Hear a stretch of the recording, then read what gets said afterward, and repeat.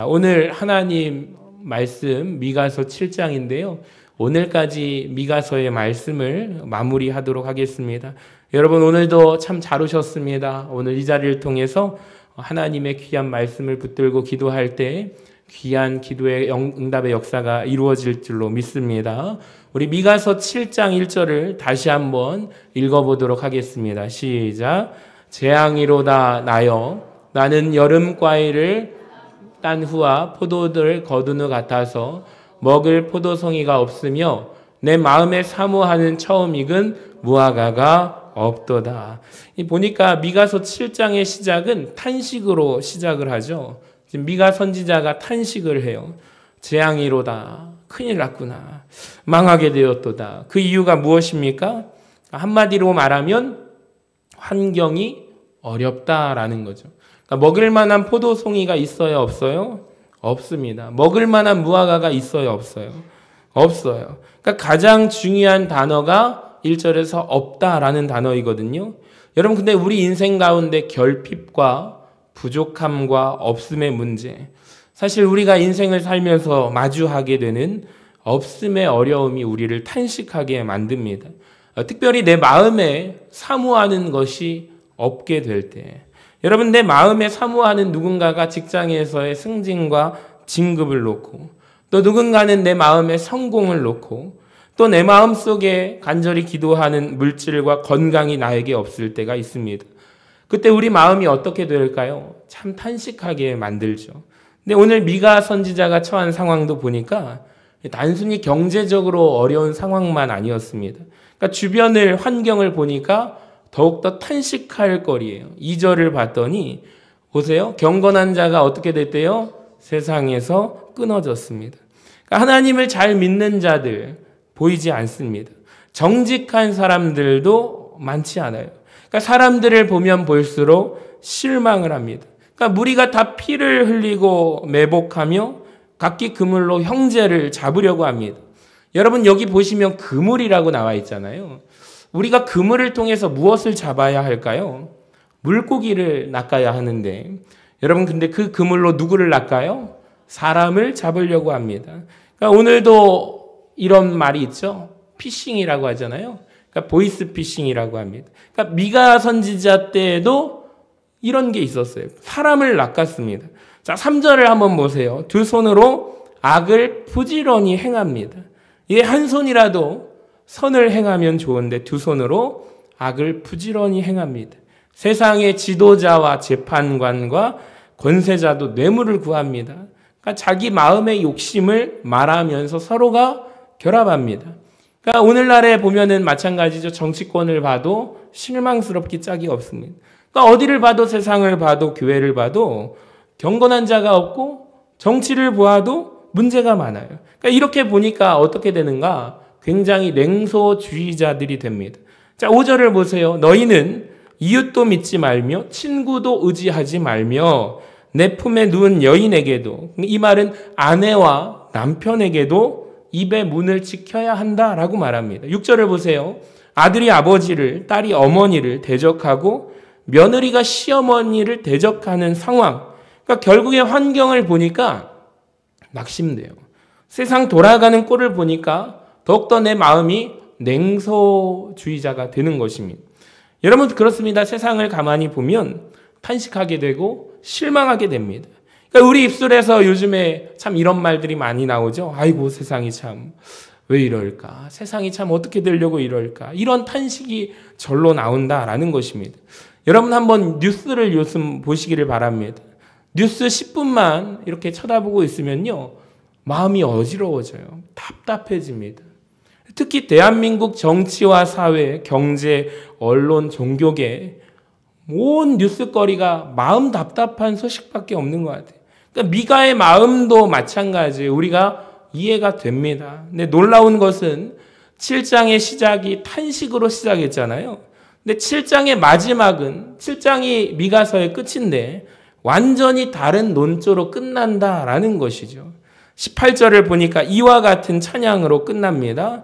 주와 같은 신이 어디 있으리까? 우리 노란 글씨만 같이 읽어봐요. 시작. 주와 같은 신이 어디 있으리까? 자, 그러면서 시작해서 20절까지 주께서는 아브라함과 야곱에게 성실을 베푸시고 인애를 더하시리이다 라는 찬양으로 끝나요. 그러니까 분명히 탄식으로 미가서 7장이 시작했잖아요. 근데 마지막은 어떻게 끝나냐? 하나님에 대한 찬양으로 끝납니다. 제가 방금 설교 올라오기 전에 우리 한 친구가 중학교 2학년으로 올라갔는데 저를 보자마자 한마디가 뭐냐면 목사님 저 망했어요 그러는 거예요. 왜 망했냐 그랬더니 반편성이 곧 나오는데요. 저 망했어요 그러는 거예요. 그래서 왜 그런가 대화를 해보니까 친구가 자기 친구들하고 지금 친한데 같이 가고 싶은데 반편성이 나오면 누군가는 가고 누군가는 안 가잖아요. 우리 중고등부 학생들이 기도 카드를 연말에 작성해서 냈는데 꼭 들어있는 기도가 뭔지 아십니까? 하나님, 제가 원하는 친구들과 같은 반 되게 해주세요. 그러니까 제가 왜 망했냐? 반편성이 벌써 됐어? 그랬더니 목사님 아니요. 반편성 아직 안 됐는데 저 망했어요. 그러니까 그런데 오늘 이 자리에 와 있거든요. 그 친구가. 예배를 마치고 돌아갈 때 미가도 마찬가지. 오늘 7절 시작이 탄식으로 시작했잖아. 아이고 나 망했다. 세상 왜 그러냐. 아이고 탄식할 거리밖에 없네. 근데 기도회를 마치고 딱 집에 돌아갈 때는 할렐루야. 하나님을 찬양하고 돌아갈 수 있기를 바랍니다. 여러분의 마음속에 답답한 것들이 있다면 오늘 미가 선지자의 7장의 말씀을 통해서 나의 마지막은 하나님에 대한 찬양으로 끝나기를 바랍니다. 자, 그러면 시작점이요. 어디인가 보니까 저는 7절인 것 같아요. 7장 1절부터 6절까지는 나 망했네. 세상 망했네. 탄식인데 7절부터 미가 선지자의 전환점이 나오거든요. 우리 같이 한번 읽어봅니다. 7절 시작. 오직 나는 여호와를 우러러보며 나를 구원하시는 하나님을 바라보나니 나의 하나님이 나에게 귀를 기울이시리로다. 아멘. 누구를 바라봐요? 따라합시다. 하나님을 바라보자. 그러니까 미가가 지금 7절에서 하나님을 바라보자. 나를 구원하시는 하나님을 바라보자. 여태까지 세상의 것, 땅의 것을 볼 때는 탄식이요, 원망이요, 망했구나, 화로다 이렇게 말했는데 이제는 그 시선을 땅을 바라보지 않고 하늘을 바라볼 때, 하나님을 바라볼 때 여러분 이 말을 하고 난 뒤에 미가 선지자의 분위기가 삶에 대한 태도가 완전히 바뀌게 되는 거예요. 여러분 사실 환경이 바뀐 건 아무것도 없거든요. 여전히 환경은 어려워요. 하루아침에 정치 경제가 좋아질 리가 없습니다. 하루아침에 나라의 지도자들이 정의롭게 될 리가 없습니다. 근데 딱 한 사람, 한 가지가 바뀌었어요. 뭐가 바뀌었어요? 자기의 시선이 바뀌었다라는. 따라합시다. 나의 시선이 바뀌기를 원합니다. 여러분 우리의 시선이 바뀌기를 원합니다. 미가라는 한 사람 시선이 바뀌었어요. 땅을 향하던 시선이 하늘을 바라보고 하나님을 바라보고 완전히 마음가짐도 바뀌었죠. 6절까지 그는 세상 돌아가는 것을 보면서 너무나 가슴이 답답해요. 그런데 7절에서 눈을 들어 여호와를 우러러보며 우리를 구원하시는 하나님을 바라보고 난 뒤에 미가의 입술의 고백도 완전히 달라졌다라는 것이에요. 여러분 그가 하는 말을 한번 보세요. 8절 후반부를 보시면 어두운데 앉을지라도 환경이 어두울지라도 누가 나의 빛이 되신다? 하나님이 나의 빛이 되신다라는 거예요. 할렐루야. 9절에도 보시면 마침내 주께서 나를 위하여 논쟁하시고 심판하시며 주께서 나를 인도하사 광명에 이르게 하시리라. 할렐루야. 14절에 보면은 그는 원하건대라고 고백을 해요. 그러니까 이때부터 미가의 기도가 시작이 되거든요. 그 원하건대 14절부터 그의 기도가 시작돼서 18절에 하나님을 찬양함으로 그의 기도가 마무리가 되는 거예요. 여러분 단순합니다. 그러니까 결국에 문제는 뭐예요? 나의 시선인 것 같아요. 우리의 시선인 것 같아요. 여러분 우리 교회의 시선인 것 같아요. 그러니까 세상을 바라보면 힘 빠지죠. 비판적이 되고요. 불평하게 돼요. 냉소주의로 빠지게 되고요. 허무주의로 빠지게 됩니다. 근데 우리가 눈을 들어서 영원하신 하나님을 바라볼 때 우리는 새 힘을 얻게 될 줄로 믿습니다. 그러니까 우리가 주목하는 것이 누구예요? 영원하신 하나님이시기를 바랍니다. 여러분 세상 소식 뉴스를 보는데 너무나도 시간 많이 뺏지 않기를 원합니다.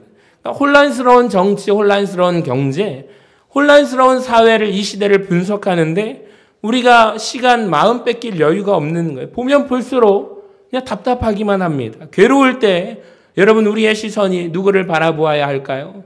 여러분 눈을 들어 하나님을 바라보시기를 축복합니다. 그러니까 베드로도 마찬가지잖아요. 베드로가 환경을 바라볼 때, 즉 물속을 바라볼 때, 물 위를 걸어와라 주님이 말씀하실 때, 바다와 파도를 바라볼 때, 바람을 느낄 때, 괴로운 마음에 집착할 때 그는 바닷속으로 빠져갑니다. 근데 주님을 바라볼 때 그는 물 위를 걸어갈 수가 있었다라는 거죠.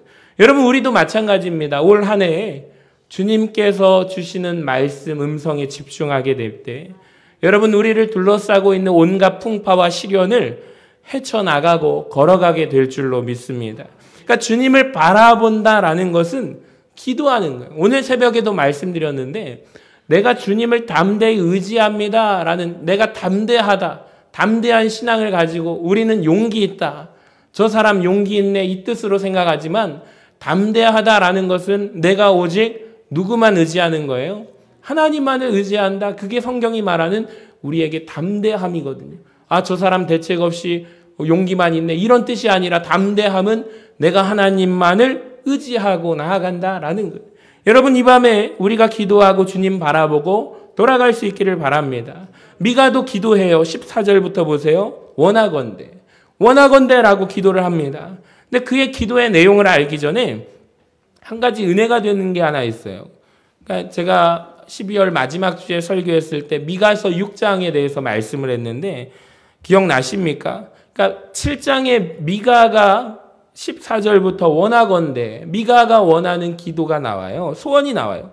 하나님, 다음과 같은 것들을 원합니다. 여러분 우리도 기도할 때 하나님 앞에 나의 소원을, 나의 기도를 올려드리잖아요. 하나님 다음과 같은 것들을 원합니다. 근데 미가서 6장에 보면은 먼저 나온 것이 있어요. 그게 뭐냐면 미가 6장 8절을 같이 한번 읽어볼까요? 시작. 사람아, 주께서 선한 것이 무엇임을 내게 보이셨나니 여호와께서 내게 구하시는 것은 오직 정의를 행하며 인자를 사랑하며 겸손하게 내 하나님과 함께 행하는 것이 아니냐. 여기 보시면 여호와께서 너에게 구하시는 것은, 즉 이 말은 무엇이에요? 여호와 하나님께서 너에게 원하시는 것, 하나님이 우리에게 원하시는 것이 있대요. 여러분 잘 들으세요. 미가서 7장에서 미가가 자기가 하나님 앞에 기도합니다. 내가 원하는 것을 구하기 전에 미가가 먼저 미가서 6장의 말씀을 받아서 하나님께로부터 그가 깨닫게 된 것은, 알게 된 것은 무엇이냐면 하나님이 우리에게, 하나님이 미가에게 원하시는 것이 있다라는 거예요. 여러분 생각해 보세요. 하나님이 원하시는 것이 있어요. 그러니까 먼저 하나님이 미가에게 향해서 원하는 것을 알고 난 다음에 그 다음에 7장에서 미가는 하나님의 소망을 알고 난 다음에 자기의 소원을 아뢰기 시작합니다. 제가 이 부분을 보면서 참 감동이 된 거예요. 여러분 우리는 사실 거꾸로잖아요. 언제나 하나님 앞에 하나님 이거 해주세요. 하나님 저거 해주세요. 이걸 원합니다. 이걸 해결받기 원합니다. 그러니까 우리는 보통 기도를 시작할 때 미가서 7장에 나오는 미가처럼 원하건대 나의 소원을 알려드리기를 바쁩니다. 우리에게, 그러니까 우리 인생에, 저와 여러분에게 미가서 6장이 있기를 원합니다. 여러분 이 밤에 우리의 소원을 하나님 앞에 아뢰기 전에 먼저 하나님의 소원이 있는데 그게 무엇인지 우리가 깨닫기를 알기를 원합니다. 자, 요한일서 5장에 보시면 우리가 가진 바 담대함이 이것이니, 따라합시다. 그의 뜻대로. 여러분 우리가 무엇이든지 그의 뜻대로 구하면 하나님이 먼저 그 뜻을 알고 그의 뜻대로 뜻을 구할 때 우리의 기도를 들어주시고 응답하게 되실 줄로 믿습니다. 여러분 성경에 보면은 하나님의 뜻, 주의 뜻에 대해서 나오거든요. 이걸 잘 한번 보시기를 바랍니다. 하나님의 뜻은 이것이니 뭐라고 하는지 아세요? 우리가 지금 신명기를 통해서 계속해서 살펴보고 있는데 하나님의 뜻은 이것이니라 너희의 거룩함이니, 우리의 거룩을 원하신다라는, 하나님의 뜻은 이것이니 너희의 거룩함이라. 사랑하는 여러분, 우리가 구별되기를 하나님이 원하십니다. 여러분 저와 여러분이 거룩하게 되기를 원하십니다. 이것을 믿으시기를 바랍니다. 그러니까 하나님은 우리가 세상 속에 살지만 세상과 구별된 존재가 되기를 원해요. 하나님과 이렇게 친밀한 존재가 되기를 원해요. 지금 보니까 우리 방학을 맞이해서 우리 학생들도 그렇고 우리 어린 아이들도 그렇고 교회를 와요. 근데 올 때마다 우리 학생들 제일 먼저 하나님 앞에 기도하는 것 잊지 마시기를 바랍니다. 그러니까 소예배실에 들어왔으면 하나님 앞에 기도하시기를 바랍니다. 그러니까 하나님의 뜻을 구해야 돼요. 하나님의 뜻은 이것이니 우리가 거룩해지기를 원한다라는 거예요. 거룩함 가운데 우리가 하나님의 소원을 알고 난 뒤에 여러분 이렇게 우리의 시간, 수요, 기도에 이 밤을 시간을 구별하는 게 거룩함이에요. 그러니까 주일에 내가 시간을 구별하는 게 거룩함이에요. 여러분의 삶을 구별하는 게 거룩함이에요. 하나님의 뜻 가운데 거하시고 그리고 하나님께 여러분의 소원을 아뢰시기를 주님의 이름으로 간절히 축복합니다. 자, 미가가 무엇을 구할까요? 원하건대 그의 소원을 한번 보시기를 바랍니다. 그는 하나님의 뜻을 알기 때문에 하나님의 소원에 맞는 기도를 올려드리거든요. 굉장히 중요합니다. 만약에 미가가 하나님의 뜻을 몰랐다면 자기가 구하는 게 자기의 정욕대로 구하는 것을 원하는 것을 구하겠지만 그는 하나님의 마음을 알았어요. 하나님이 우리와 동행하기를 원하신다라는 것을 알았어요. 그래서 그의 소원도 이것입니다. 우리 14절을 같이 읽어봐요. 시작. 원하건대 주는 주의 지팡이로 주의 백성 곧 갈멜 속 살림에 홀로 거주하는 주의 기업의 양떼를 먹이시되 그들을 옛날같이 바산과 길르앗에서 먹이시옵소서. 여러분 미가의 소원이 여기에 담겨져 있거든요. 한번 다시 보여주시면 노란 글씨만 읽어볼까요? 시작. 주의 지팡이 갈멜 속 살림 바산과 길르앗. 여러분 이걸 잘 아셔야 돼요. 미가의 소원이 무엇이냐면요. 하나님께서 한마디로 다시 우리의 목자가 되어주세요 라고 말하고 있는 거예요. 그러니까 바산과 길르앗은 어떤 땅이냐? 한번 그림이 있나요? 그림을 보여주시면 이런 곳이에요. 여러분 어떠십니까? 눈이 아주 시원하죠. 여러분 초록색이 가득하죠. 그러니까 양의 입장에서 보면 와 이것은 어디예요? 천국인 거예요. 여러분 정말로 쉴만한 물가요? 푸른 초장이 눈앞에 펼쳐져 있는 거예요. 하나님께서 바산과 길르앗은 이런 푸른 목초지가 사방에 깔려 있는 곳입니다. 그러니까 하나님께서 주신 하나님의 목자가 되시고 우리를 인도하신 바산과 길르앗 그 땅에서 살았던 가운데 그때를 추억하면서 다시 이렇게 인도해 주시는 원하는 곳이 바로 이곳입니다. 자, 그런데 그곳은 지금 우리가 있는 곳은 어디냐면 다시 그림을 보여주시면 바위가 가득한 곳, 갈멜 속 살림에 양들이 거하는 모습이다라는 거예요. 그러니까 지금 우리가 양떼인데 하나님이 우리의 다시 주님께서 목자가 되어주셔서 바산과 길르앗처럼 푸른 초장으로 우리를 인도해 주시기를 원하는데 우리가 지금 어디에 있어요? 살림 속 여러분 이곳에 거주하고 있다라는 갈멜 속 살림에 거주하고 있어요. 여러분 잘못 간 거예요. 잘못된 길로 가다 보니까 푸른 초장이 나오는 게 아니라 바위가 나오고 거칠은 산지대가 나오는 거예요. 하나님 우리를 다시 목초지로 주님의 인도 가운데 두소서. 여러분 바위 틈 가운데 양들이요. 앞에 리더를 따라가서 지난번에 제가 이 부분을 설명했죠. 한 마리의 리더 양이 목자들이 여러 마리의 수백 마리의 그 양들을 터키 지역에서 일어난 일이잖아요. 한 명의 목자가 남았어야 되는데 모두 한꺼번에 산 밑에 내려갔더니 어떤 한 양이 리더 양이 절벽을 향하여 뛰어가니까 수천 마리가 그 따라가지고 그 뛰어내리지 않습니까? 그래서 결국에 처음에 뛰어내렸던 양들은 모두 죽고 그 다음에 뛰어내렸던 처음에 푹신푹신한 쿠션이 돼가지고 살기는 했지만 이것이 전 세계적으로 시사하는 바가 무엇입니까? 아하, 리더가 잘못된 방향으로 가면 모두가 같이 길을 따라 행한다라는 거죠. 만약에 목자 한 사람이 있었다면 이런 사건, 사고가 일어나지 않았을 텐데. 마찬가지예요. 바위 틈에 갔다가 우리가 옳은 길로 따라가기만 했을 뿐인데 이 방향이 맞다고 생각했는데 산악지대예요. 푸른 초장이 나온 게 아니에요. 바위 틈 속에 어떤 양은 거기에서 끼어가지고 나오지 못하고 굶어 죽었을 것입니다. 그러니까 너무나도 거칠은 삶이죠. 여러분, 그러니까 잘못 간 거잖아요. 하나님 우리를 다시 인도하소서. 하나님 우리의 목자가 되어주셔서 다시 목조지로 우리가 돌아가기를 원합니다. 그러니까 한마디로 주님의 지팡이가 필요합니다. 따라합시다. 주님의 지팡이가 필요합니다. 여러분, 올 한 해 주님의 지팡이가 여러분을 푸른 초장으로 목초지로 인도하는 은혜를 경험하시기를 바랍니다. 그러니까 목자의 지팡이가 세 가지의 역할이 있는데, 첫 번째로 양떼로 하여금 푸른 초장으로 인도하는 이정표가 뭐라고요?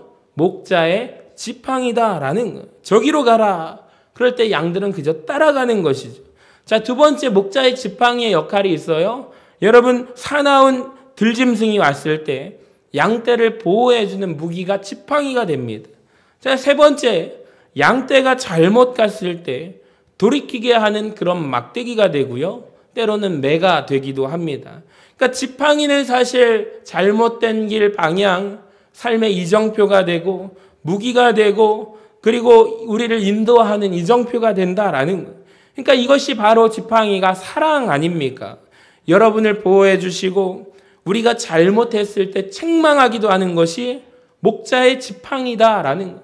여러분, 하나님의 지팡이를 구하시기를 바랍니다. 하나님이 다시 우리의 목자가 되어주셔서 하나님의 지팡이로 우리의 인생을 인도해 주시기를 원합니다. 근데 놀랍게도 하나님이 사용하시는 지팡이가 있어요. 말씀의 지팡이라는 거예요. 사랑하는 여러분, 우리 교회 안에 말씀의 지팡이가 있기를 원합니다. 하나님의 말씀의 지팡이가 우리를 푸른 초장으로 이끌어 주시기를 원합니다. 말씀의 지팡이가 우리를 사탄의 계략으로부터 지켜주시기를 원합니다. 말씀의 지팡이가 내가 때로는 잘못된 길로 살아가려고 할 때 교훈하시고 책망하시고 바르게 하시고 의롭게 하시기를 바랍니다. 그러니까 성경을 보니까 진짜 주의 종들이요 나와요. 말씀의 지팡이로 다 책망해서. 그러니까 타협하는 주의 종들이 나오죠. 하나님을 압니다. 그런데 비위 맞히고 교인들에게 살살살 하는 게 아니라 하나님의 말씀을 전해야 할 때 바른 길로 인도하는 것이 진짜 주의 종들의 모습이 아닙니까? 그러니까 세례 요한을 보세요. 세상에서 헤롯한테 세상에 당신 잘못했다고 대놓고 비난합니다. 사도 바울도 보세요. 벨릭스 총독을 만나잖아요. 사도행전 우리가 계속해서 강해를 이어가면 이제 곧 나올 텐데 24장에 나오거든요. 유력한 정치인입니다. 그러니까 우리로 치면은 교회에 유명한 국회의원이 왔는데, 여러분, 말씀재단에서 성경에 따르면 의와 절제와 장차올 심판에 대해서 누가 책망하고 심판하냐면 바울이 책망하는 거예요. 당신 회개 안 하면 망한다고. 심판에 대해서 설교하는 모습이 나옵니다. 근데 이것이 바로 바울의 교훈이요 사랑의 책망 아닙니까? 바울이 디모데 후배 목사에게 뭐라고 권면해요? 너는 말씀을 전파하라. 가르침으로 경책하라. 경계하며 권하라. 디도에게 뭐라고 말해요? 모든 권위로 책망하라. 여러분, 그러니까 우리가 잘못할 때 하나님께서 말씀의 지팡이로 우리를 책망하시기를 원합니다. 근데 책망 좋아하는 사람 어디 있습니까? 아마 이 시대 가운데 어느 교회에서도 그러더라고요. 당회에서 어떤 그 한 가정을 이렇게 권면을 했대요. 그러니까 징계를 했어요. 그러니까 그거를 권징을 했죠. 그러니까 했더니 그 가정이 떠나가서 다른 교회, 이 교회가 여기만 있냐? 세상에 널린 게 교회인데 저쪽 교회로 간 거예요. 근데 그거를 또 근처 동네에 있는 교회가 소문이 났잖아요. 그 가정이 가는데 다 소문이 났는데 그쪽 교회 목사님도 그걸 안다면 잘못된 것을 그러면 권징을 그쪽 교회에서 당회가 치리를 했으면 기다리십시오. 우리는 안 됩니다. 교회 오셨어도 등록하면 안 되잖아요. 어서 오십시오 하면서 목사님이 다 받아주고 그렇게 가는 현상이 많아요. 여러분, 정말 많아요. 그러니까 이걸 보면서 교회들이 정말로 이 시대 가운데 그렇게 성도들에 대해서 쓴소리를 해야 될까 말아야 될까? 저분 상처받지 않을까? 근데 결국에 보면은 병드는 거 아닙니까? 정말로 옛날에 한국 교회는 그렇지 않았잖아요. 그러니까 물론 치리하고 권징하기까지는 안 돼야 되겠지만 정말로 교회 그 말은 뭐예요? 말씀 강단의 권위가 그만큼 떨어졌다라는 것입니다. 사랑하는 여러분, 우리를 잘못할 때 하나님께서 말씀의 지팡이로 우리를 책망하시기를 바랍니다. 여러분 생각해 보세요. 이 모습이 맹인이 잘못 걸어가고 있어요. 조금만 가면 그 맹인이 앞을 못 보니까 낭떠러지를 가잖아요. 그때 즉 우리가 옆에서 만약에 이렇게 생각해 보세요. 하나님이 당신을 사랑하십니다. 축복합니다. 더 앞으로 힘차게 나아가세요. 여러분 이렇게 중요한 것이 아니라 이런 말을 해야 되잖아요. 누군가 당신 그렇게 가다가 죽습니다. 당신 그렇게 하다가 망합니다. 이렇게 말하는 것이 사랑 아닙니까? 그러니까 우리에게 정말 필요한 것이 말씀의 지팡이가 아닐까요? 사랑하는 여러분, 오늘 우리 말씀을 들으면서 우리는 어디에 거주하고 있습니까? 아까 다시 한번 사진을 보여주시면 푸른 초장에 있는 양떼입니까? 아니면 갈멜 속 산림, 산악지대에서 여기저기 여러분 방황하며 길을 알지 못해서 방황하고 있습니까? 아주 불쌍한 신세죠. 즉 이것은 목자가 사라진 신세를 말하는, 이스라엘 백성들이 이 모습이잖아요. 완전히 망하게 됐어요. 그러니까 미가 선지자의 소원이 다른 게 아니에요. 하나님 다시 우리의 목자가 되어주시면 이곳으로 인도해 주세요. 한번 그림에 보여주면 푸른 초장으로 우리를 인도해 주세요. 주님의 말씀의 지팡이로 우리를 인도하시고 보호하시고 책망하시고 다시 우리가 예전에 그 머물렀던 푸른 초장으로 주님 우리의 목자가 되어주셔서 인도해 주세요. 사랑하는 여러분, 이것이 우리의 소원이 되기를 원합니다. 그러니까 이 밤에 하나님 내 인생의 목자가 되어주세요. 말씀으로 치료해 주시라고 기도하시기를 바랍니다. 마지막으로 미가 선지자를 보시면 그가 찬양함으로 그의 모든 예언을 마치거든요. 18절에 보시면 같이 한번 읽어봐요. 시작. 주와 같은 신이 어디 있으리까? 주께서는 죄악과 그 기업의 남은 자의 허물을 사유하시며 인애를 기뻐하심으로 진노를 오래 품지 아니하시나이다. 아멘. 미가서를 시작할 때 첫 시간에 제가 말씀을 드렸잖아요. 미가라는 선지자 뜻을 한번 보여주세요. 여호와와 같은 자 누군가. 이 말은 즉 뭐죠? 누구도 여호와와 같은 존재가 없으십니다 라는 고백입니다. 그러니까 그가 자기 이름이 고백하는 대로 하나님을 고백하고 찬양함으로 예언을 마지막으로 마치는, 사랑하는 여러분, 하나님과 그 어떤 신도 비교할 수가 없다라는 것을 믿으시기를 바랍니다. 신명기에 우리가 새벽에 계속 보고 있는데 모세 잔소리라고 해서 사실은 하나님의 잔소리예요. 그러니까 여러분 생각해 보세요. 이제 하나님께서 비스가산 꼭대기에 모세를 올라가게 만드십니다. 하나님, 모세에게 기도 제목이 있어요. 하나님, 저도 저 약속의 땅 어디 가고 싶어요? 가나안에 들어가고 싶어요. 근데 하나님이 뭐라고 하시냐면 너는 못 들어간다라고 말씀하세요.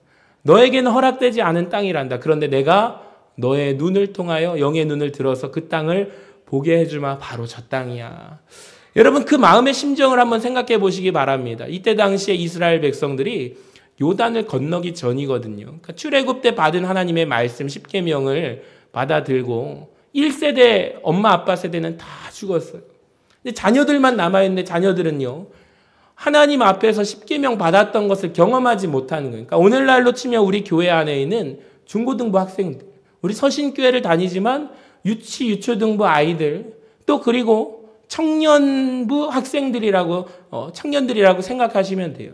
그러니까 하나님을 정말로 경험해보고 하나님을 뜨겁게 그 놀라운 구원의 역사를 경험한 세대, 부모 세대는 다 죽었어요. 모세가 남았어요. 모세는 못 들어가요. 근데 이 불안감이 있는 거예요. 자녀들은 하나님은 우리를 자꾸 왜 책망하시지? 하나님이 왜 우리를 자꾸 심판하시지?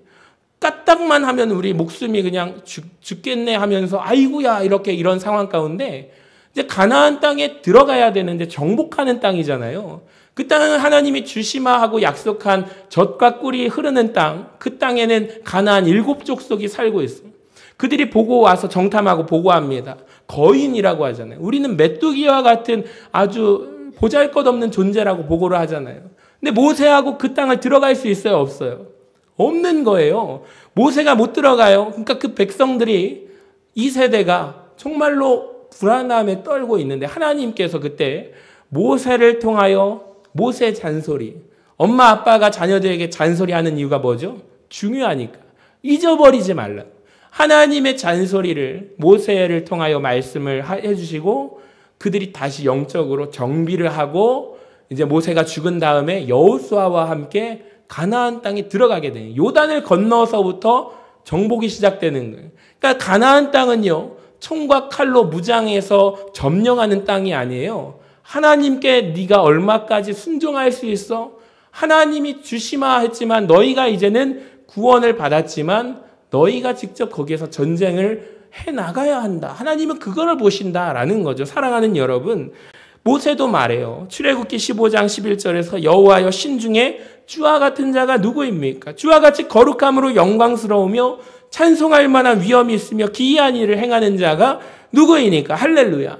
모세가 죽기 전에 신명기 33장에서도 이스라엘 백성들에게 이렇게 고백하잖아요. 우리 같이 읽어봅니다. 시작. 여수르니여 하나님 같은 이가 없도다. 여수르는요, 이스라엘의 별명이거든요. 하나님 같은 자가 없도다. 모세가 죽기 전에 고백하는 거예요. 여러분, 하나님 같은 분이 없음을 믿으시기를 바랍니다.